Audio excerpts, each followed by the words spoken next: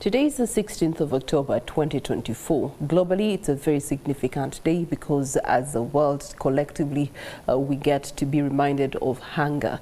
Earlier on through the Daily Monitor, we did a story where we were looking at hunger, and from the statistics it indicates that in every 10 people that are gathered together or walking, or let's best example be in a taxi, as you sit in the taxi this morning, 3 of the people that you are seated with, if you're not among them, is hungry, has been hungry for such a long time, or cannot even find their next meal. It's not easy for them to find their next meal. And so today the world collectively is putting the efforts together to commemorate the World Hunger Day, uniting for a hunger-free world. And it's the 44th commemoration of its kind. I am Priscilla Regina Dalwoga. Welcome to our Tech Note. Now, the World Food Day was established by the United Nations Food and Agriculture Organization. This was back in 1979. It commemorates the founding of the FAO in 1945 and was created to raise awareness about global hunger and promote action to alleviate it. Although initially established to mark the anniversary of the founding of the Food and Agriculture Organization, the World Food Day goes hand in hand with FAO's mission, which is to end hunger and improve the standards of living for people living especially in rural areas. Now, can world hunger actually be solved or ended in that matter? And what are the areas we need to focus on in this day and era to move closer to eliminating hunger? Focal point being in Uganda. We do have Dr. Barbara Zawedde that is joining us for this discussion. She is the director, Mukono Zonal Agriculture Research and Development Institute, and she's going to be sharing with us some insights in that regard. Good morning to you, Doctor. Morning, Sheila. How are you? Very good. Yes, please. So let's talk about world hunger. We're looking at, for example, Uganda and by and large Africa. As far as food is concerned, we are blessed. The kind of climates and nature landscapes that we do have allow us to produce food. And so if the world is producing, in a person's view, enough food, why is it that we are having hunger? All right. So thank you, Sheila, for hosting me today. And Priscilla. Priscilla, yes, for hosting me. And good morning, everyone. I'll start by reminding us the theme of today's World Food Day. And the theme is that we have a right to food for better life and for a better future. And we know that as a country, we are blessed with a lot of food. But we still have, according to the Global Hunger Index, over 36% of the population undernourished. Our index is at 26, meaning that we have serious hunger issues as a country. And it is a very big concern, because that means there is no food security, and more importantly, there is no nutrition security. And there are a number of factors that are causing this. One of these factors is the fact that people are not aware of what to do.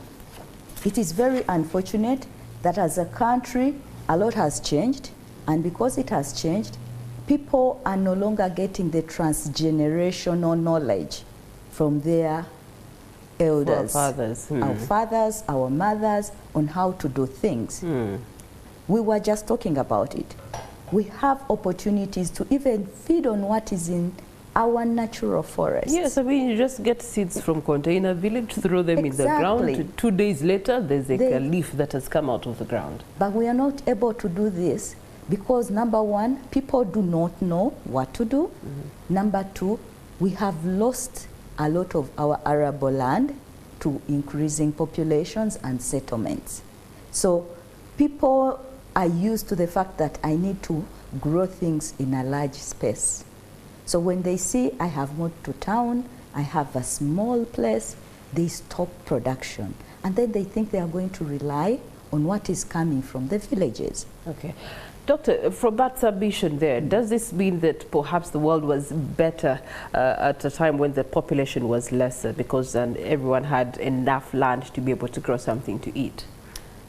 I'm going to say the so world... to mean that there's increased hunger than it was. Actually, yes, there is increased hunger than it was. Because, first of all, there is a lot of urban migration. And as people move to towns, they leave the food behind in the villages. That's true. Sometimes they even leave the land in the villages, move to towns, and the lands are not tilled. No production is happening where they've left. And then when the food comes to the cities, it's extremely expensive for people to feed on.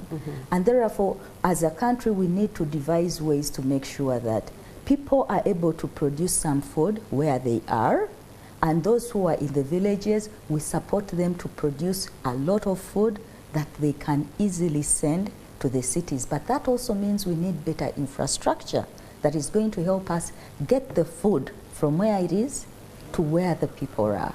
So there are very many factors, but one of these factors is limited access to that seed. You've talked about you can throw seed anywhere and it grows, but these days we see more of you throw something, it grows, then it wilts. Yes, then it gets counterfeit seeds. Yeah.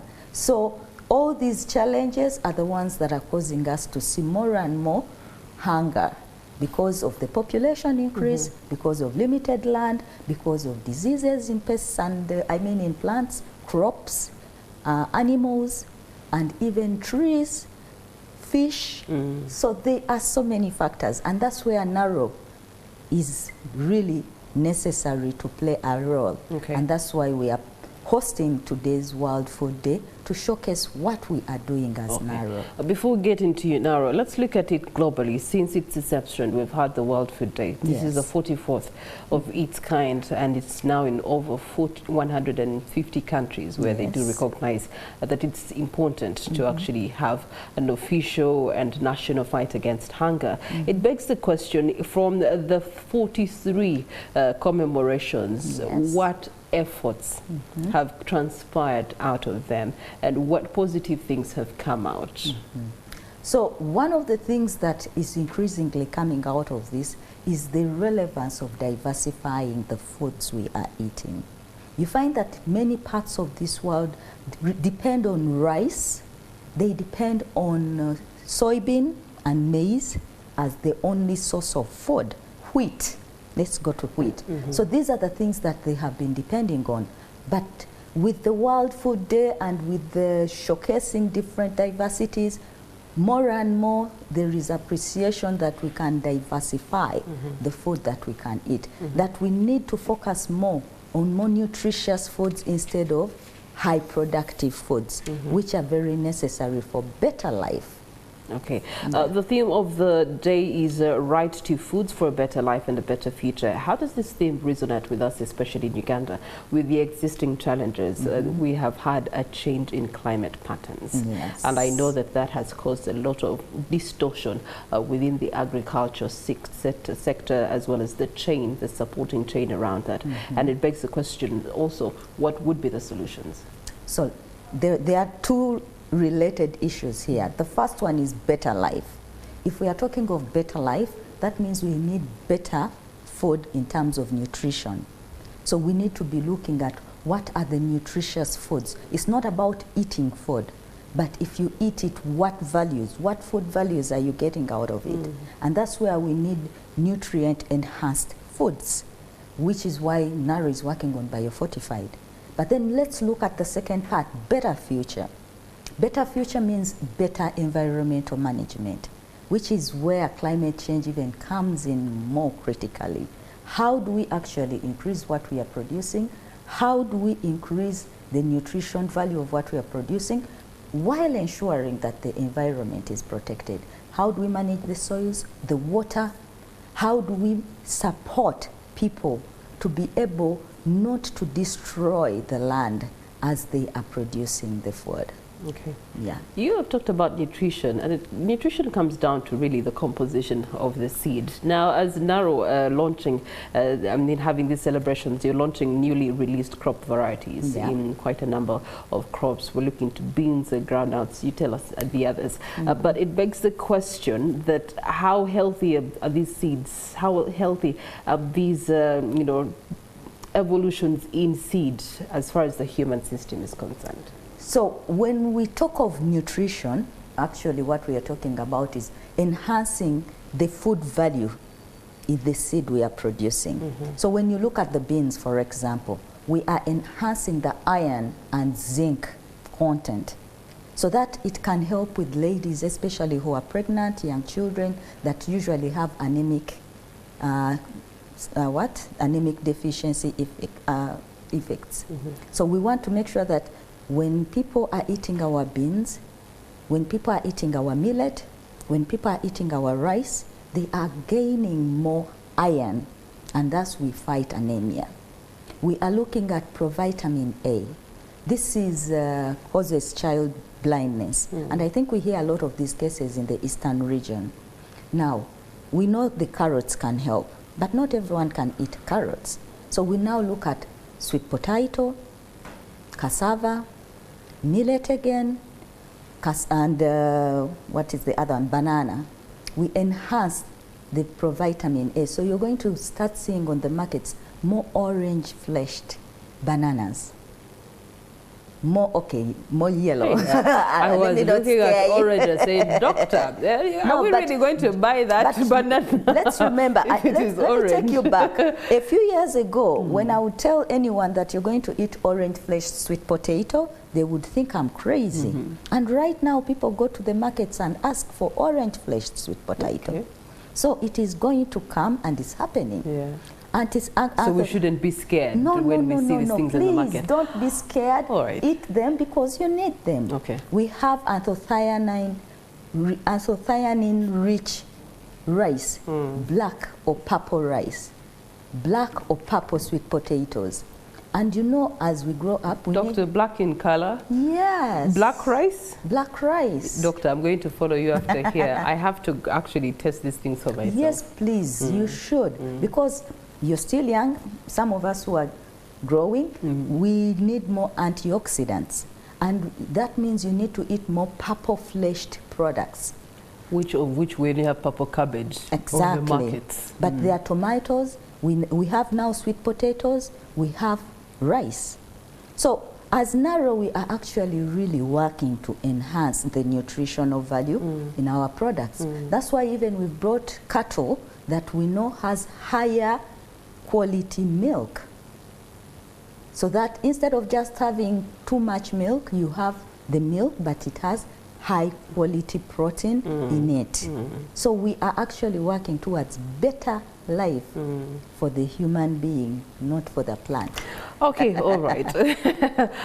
Purple, potatoes, black rice is what I'm imagining. But nevertheless, also the enhancement of this production is brought about by the fact that you're also trying to deal with boosting the value chain as far as agriculture is concerned. You do have elements of drought and disease that you're also trying to manage with these seeds that are being enhanced. Yes, and that is the reason why this year's event is in Zawedde, because Zawedde is the semi-arid regional center.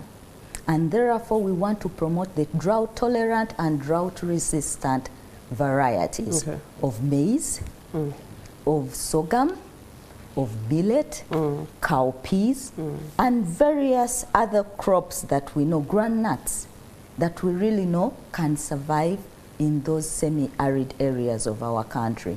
So today's event is all about seeing what you can grow in areas that are currently facing drought challenges. Okay, so let's focus on today's events. How are you as an organization actually supporting Uganda to commemorate World Food Day?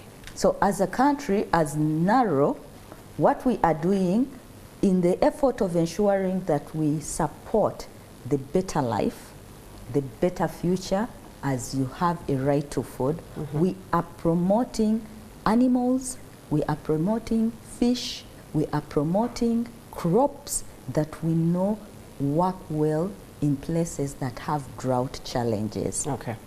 Yes, and we are doing all this in collaboration with FAO and with MAIF, telling people these are the products we have. I'll talk about one product I hadn't talked about, the goats. We now have goats. Our Mubende goats are already drought tolerant. Okay. But now we have brought in the Kalahari goats, which are known to be drought resistant. Wow. And now we are seeing how we can cross them Yes. and have a product, a Ugandan product, that is more drought tolerant or drought resistant if we get lucky. Dr. Zawedde Baba Yeah. and the team that you work with, thank you so much for your consideration in ensuring that as a country, Uganda will lean towards zero tolerance to hunger as we commemorate the World Food Day. This brings us to the end of this conversation. More conversations coming your way. Don't move away. Thank you.